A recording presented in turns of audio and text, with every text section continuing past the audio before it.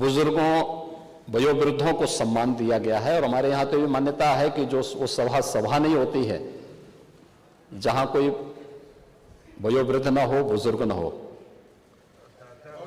और मैं इसलिए आपका अभिनंदन भी करूंगा इन सुझावों के लिए, और इसलिए मैं भी एक वयोवृद्ध को अपने साथ बिठा के रखता हूं करना चाहिए।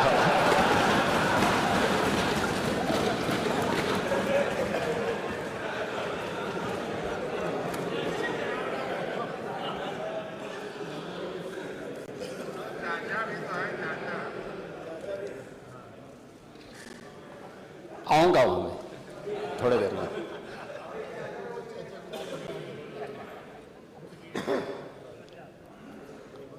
महोदय, सप्लीमेंट्री डिमांड के बारे में चर्चा हो रही थी कि क्या आवश्यकता थी।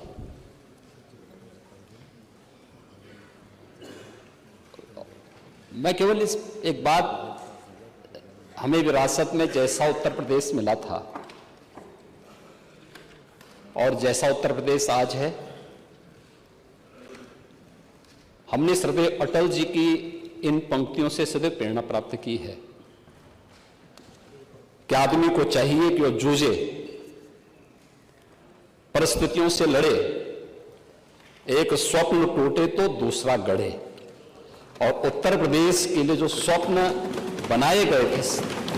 उसको साकार करने के लिए सरकार के द्वारा जो प्रयास समय समय पर प्रारंभ हुए हैं,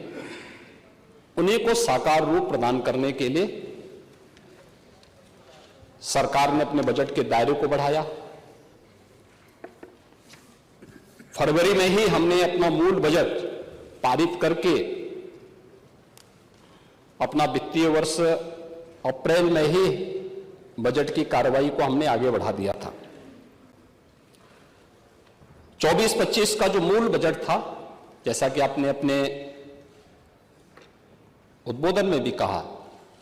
और हमारे यहां माननीय नेतागण जितने भी हमारे कांग्रेस की नेता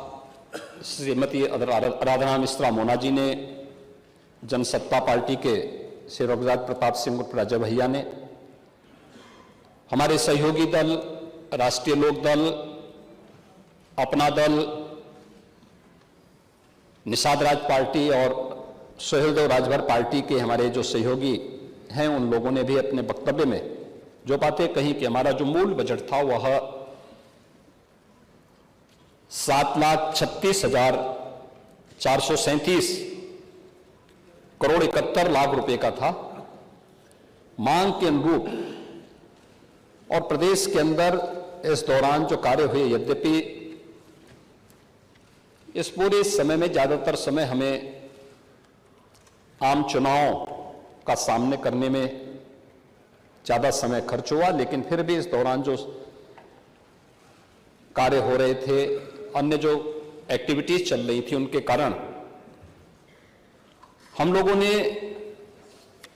लगभग अब तक विभिन्न विभागों ने एवरेज 40% से अधिक रिलीजेज हुए हैं, 44% रिलीज हुए हैं, और इसमें से 20% से अधिक धन खर्च भी हो चुका है। अगर हम देखेंगे तो यह बजट 15-16 की तुलना में दोगुने से अधिक है। उत्तर प्रदेश जैसे राज्य में अगर हम इन सब मुद्दों के बारे में नहीं सोचते, इस प्रकार के बजट के दायरे को नहीं बढ़ाते, उत्तर प्रदेश की आवश्यकता के अनुरूप यहां पे इंफ्रास्ट्रक्चर नहीं देते, गरीब कल्याणकारी योजनाओं को आगे नहीं बढ़ाते, बिना भेदभाव के अन्नदाता किसानों के बारे में, महिलाओं के बारे में, नौजवानों के बारे में और समाज के विभिन्न तबके के वंचितों के बारे में, दबे कुचले उन तबकों के बारे में, अति पिछड़ी और पिछड़ी जातियों के बारे में सरकार की कार्य योजना आगे नहीं बढ़ती, तो उत्तर प्रदेश के बजट के आयाम को बढ़ाने में हम सफल नहीं हो पाते। हमने इन कार्यक्रमों को आगे बढ़ाया, बिना भेदभाव के शासन की योजनाओं को उन तक पहुंचाया, और आज उसी का परिणाम है कि सफलतापूर्वक बजट इस माननीय सदन ने फरवरी में पास किया था। 1 अप्रैल से नए वित्तीय वर्ष प्रारंभ होने के साथ नए बजट पे कार्य करना प्रारंभ भी कर दिया। और आज जब हम अगस्त मास की प्रथम तिथि में यहां पर उपस्थित हुए हैं, इन पिछले 4 महीनों के अंदर पहले 2 महीने चुनाव में व्यतीत हो गए, अन्य एक्टिविटीज में व्यतीत हुई, अगले 2 महीने मात्र कार्य करने के लिए मिले और उस दौरान जो कार्य प्रारंभ हुए उसका परिणाम है कि 44% से अधिक बजट रिलीज हुआ है, 20% से अधिक अब तक खर्च हो चुका है। और हमारा प्रयास है कि जितना भी पैसा है, जो आपने अपने उद्बोधन में भी कहा कि कैपिटल एक्सपेंडिचर इस बात का द्योतक है कि यह पैसा किसी स्थायी निर्माण में लग रहा है, ये रोजगार का सृजन भी करेगा और विकास की गति को भी तीव्र करेगा। उसी विकास की गति को तीव्र करने के लिए उत्तर प्रदेश को देश की सबसे बड़ी अर्थव्यवस्था के रूप में स्थापित करने के सरकार के अभियान का वो हिस्सा है। और पिछले 7 वर्ष में जो प्रयास प्रारंभ हुए उसी का परिणाम है कि हम बजट के दायरे को दोगुना करने में सफल हुए। प्रदेश के अंदर प्रदेश की जो जीडीपी थी, अगर हम इसे 2015-16 की तुलना में देखें तो ये दोगुने से अधिक बढ़ी है। अगर हम प्रति व्यक्ति आय को देखें, पर कैपिटा इनकम को देखें, ये दोगुने से अधिक बढ़ी है। ये दिखाता है हमारी दिशा सही है, उत्तर प्रदेश एक सही दिशा में आगे बढ़ा है और उसी सही दिशा को एक नई गति देने के लिए जो नए मद बनाए गए हैं, उस मद में हम लोगों ने इस नए सप्लीमेंट्री बजट की आवश्यकता पड़ी, जिसमें 12,209 करोड़ 93 लाख रुपए का इस सप्लीमेंट्री बजट हम लोगों को